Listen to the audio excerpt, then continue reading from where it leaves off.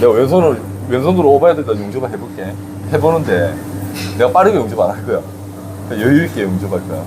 그 다음에 카보나와 똑같아. 열 과정이 끝나고 나면은 그때 좀 빠르게 용접하면 되고. 근데 서스는 이제 카보나하고 틀린 게 뭐냐면은 퍼지가 존재하니까 속도 조절을 해야 돼. 무슨 속도? 퍼지가 잘 되고 유량이 적당하면은 열 과정이 끝나면 빠르게 하고, 그 다음 연결 시점에 가스가 세게 분출되면은 속도를 줄여야 돼. 그러니까 퍼지라는 거는 식혀주는 역할을 하기 때문에 내가 처음에는 용착이 이렇게 잘 되다가 나중에 퍼잡이 딱 차버리면 이렇게 용착된 게 아니고 여기 결국 말려버려. 그 말린 거 내려야죠. 내리고 이렇게 개선면이 있으면은 센 물을 어떻게 잡는다는 표현이 뭐냐면 여기다 잡아두는 거예요. 여기다가 개선 위에다가 잡아주고 내리고 이렇게. 근데 대부분 사람들 어떻게 용접하면 샘물 딱 만들어지잖아. 이렇게 하고 봐봐. 이렇게 쓰라만 계속 치는 거야. 그럼 결국에는 얘가 융합이 돼야 되는데 융합이 안 되는 거야. 그래서 융합을 시키려고 하는데 어떻게 하냐면은 전기를 높이는 거야. 전기 높여버리니까 어떻게 되냐, 가다가 자꾸 와이어가 공급이 그만큼 안 되니까 빠지는 거야. 자꾸. 맞지? 또 잡고 가려고 해도 이렇게 여기다가 개선면에다가 잡아 두는데 붙어 있을 와이어가 공급이 돼야 되는데 공급이 안 되는 거야.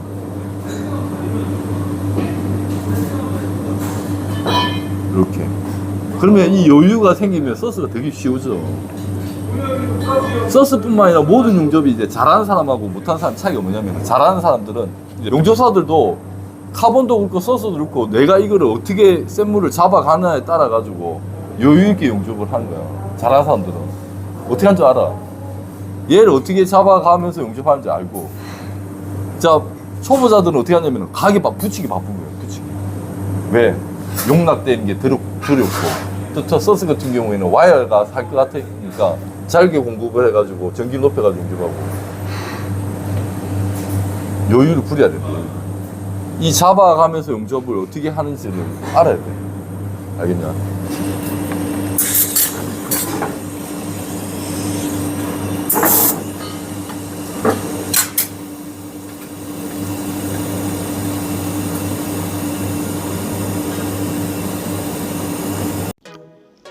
안녕하세요. 짱새 배관 용접 학원장 짱새입니다. 서스 참 가르치기 힘들죠. 학생들에게 서스 용접은 배우기 참 힘들어하는 재질입니다. 서스 초축 용접의 기법은 여러 가지가 있습니다. 하지만 서스 용접의 기본은 센 물을 개선면에 잡아두면서 용접하는 걸 기본이라 저는 생각을 합니다.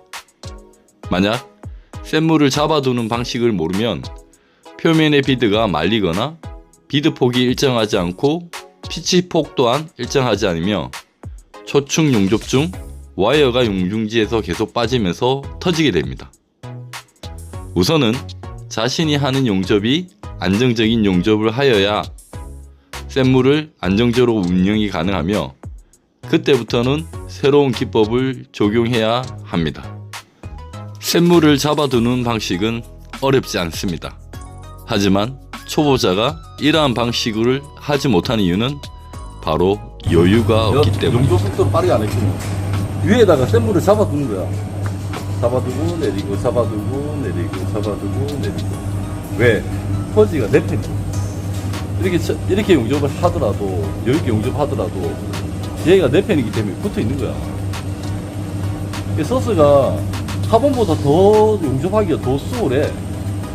근데 이제 우리가 왜 용접이 안 되냐면 계속 말리듯이 용접하는 거거든. 얘가 퍼즈가 밀어주고 있는데 퍼즈가 밀어주고 있는 상태에서 그냥 이게 센물 자체가 식혀주는 역할, 퍼즈는 식혀주는 역할을 하는데 얘가 용착시켜가지고 용착시키는 거 봐야 되는데 용착시키는 거 안 보고 그냥 땡겨버리는 거야. 그러니까 자꾸 말리기 시작하고 그러면 자꾸 밖으로만 나와. 통수에 자꾸 달라붙고. 이거 얼마든지 여유롭게 용접할 수 있는 거야. 예열 과정이 끝나잖아. 그러면은 내가 와이어를 안쪽에 약간 넣고 그때부터는 예열이 끝나면은 빠르게 용접을 할 수가 있는 거야. 근데 내가 빠르게 용접 안 하고 이걸로 천천히 용접했어. 그리고 나는 왼손을 잘 사용 안 해. 아까도 아까 강의 시간에 얘기했지만 카본이 편하잖아. 소스가 편하잖아. 소스 더 뺑내기 더 편하잖아.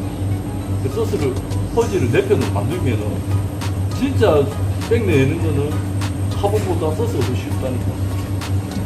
그러니까 결이 일정하게 무조건 나와야 돼.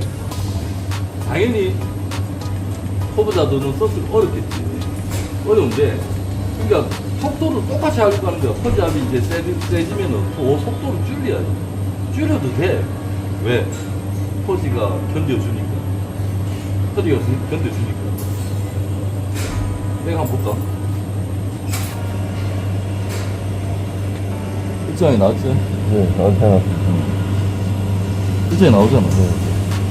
나도 이제 왼손을 거의 학원생들 가르치면서 왼손을 거의 안 써. 그러니까 나도 시험 칠 때 뭐 키울 용접하고 기출 용접하고 시험 치면은 나도 이 구간을 이제 나도 왼손으로 하긴 했어. 그렇다고 이게 왜 왼손이 어려운 게 아니야. 왼손이 당연히 안 쓰니까 어렵겠지만은 많이 굳었겠지. 굳었는데 봐봐. 나는 이 퍼지가 내 편으로 만들 줄 아니까는 난 이 퍼지를 믿고 용접을 하는 거야. 왼손을 용접하는 거야. 어려운 것도 안 돼. 알겠습니다. 그럼 샘물을 잡아두고 용접하는 방식이 무엇일까요? 여러분, 카본이나 서스, 이지 호리젠탈 용접은 해보셨나요? 원리는 똑같습니다. 이지 용접에서 위의 개선면에 용착시킨 용융지를 아래로 내리는 방식과 같습니다. 이때 위의 개선면에 형성된 용융지는 개선면에 붙여놔도 용락이 되지 않습니다. 그리고 용착이 확실하게 이루어진 샘물을 아래 개선면에 내리는 거죠.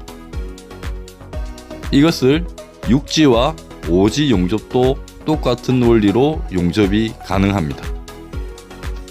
그래서 카본보다는 서스가 개선면에 붙여도 퍼지의 도움으로 개선면에 붙잡고 있기가 더 편한 거죠.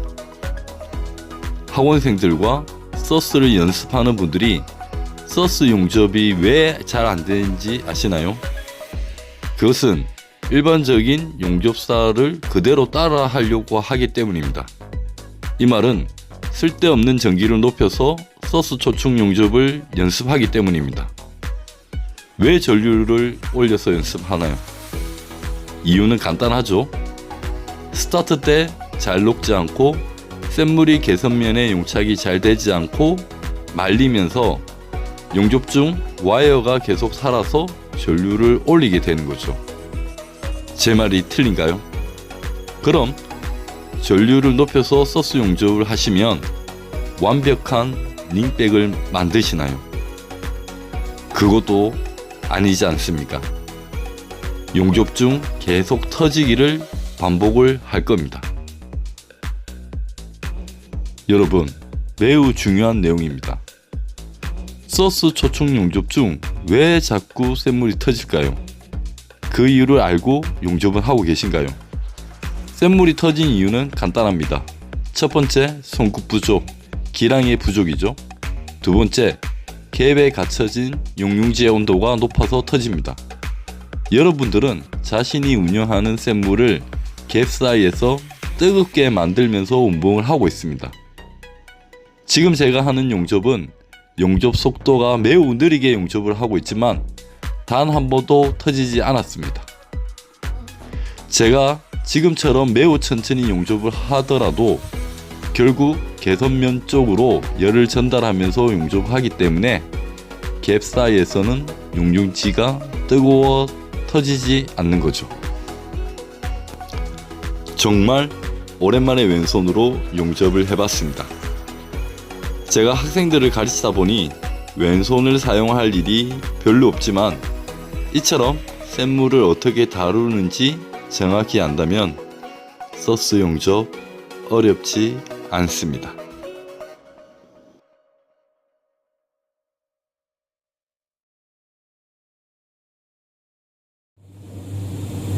지금 영상처럼 위의 개선면에 용착을 시키고 내리고 용착시키고 내리고 용착시키고 내리고, 즉 샘물을 붙들어 놓고 내리고 붙들어 놓고 내리고 붙들어 놓고 내리고 잡아두고 내리고 잡아두고 내리고 잡아두고 내리고 이렇게 여유롭게 용접을 할 수가 있어야 합니다.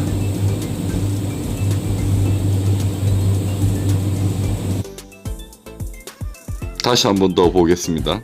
위에 개선면에 용착을 시키고 내리고, 용착을 시키고 내리고, 용착을 시키고 내리고, 충분히 내가 녹인 용융지가 개선면에 스며들도록 만들어주고 그 녹인 물을 내려주는 겁니다. 이런 용접은 오지도 같습니다.